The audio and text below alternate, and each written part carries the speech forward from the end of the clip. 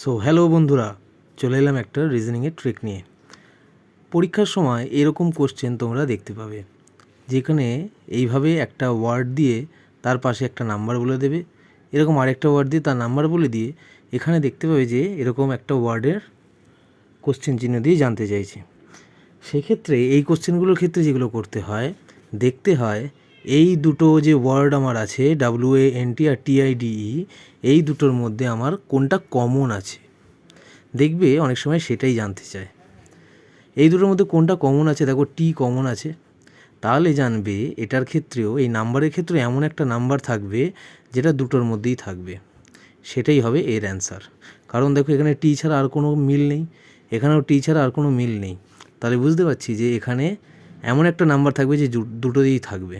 দেখো এখানে 1 আছে, তাই না? তাহলে টি এটা কত হয়ে যাবে? 1। ঠিক আছে, সেমভাবে এটাও দেখো, INKS বলেছে 4628, NEAR বলেছে 1385, এই দুটোর মধ্যে কোনটা কমন সেটাই দেখো এখানে জানতে চাইছে N। তাহলে এখানে দেখো N কোথায় আছে, এই যে N দুটোর মধ্যে কমন, তাহলে এখানে দেখো কোনটা দুটোর মধ্যেই আছে, যেটা দেখতে পাচ্ছি এই 8 মানে 8 দুটোর মধ্যেই আছে, তাই না? তাহলে N এর কত হয়ে যাবে? 8। তাহলে বোঝা গেল এই দুটো এইভাবে হচ্ছে।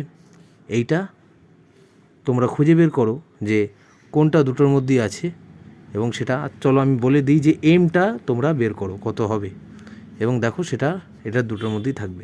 এটার অ্যান্সার তোমরা আমাকে বলবে, কেমন? Thank you.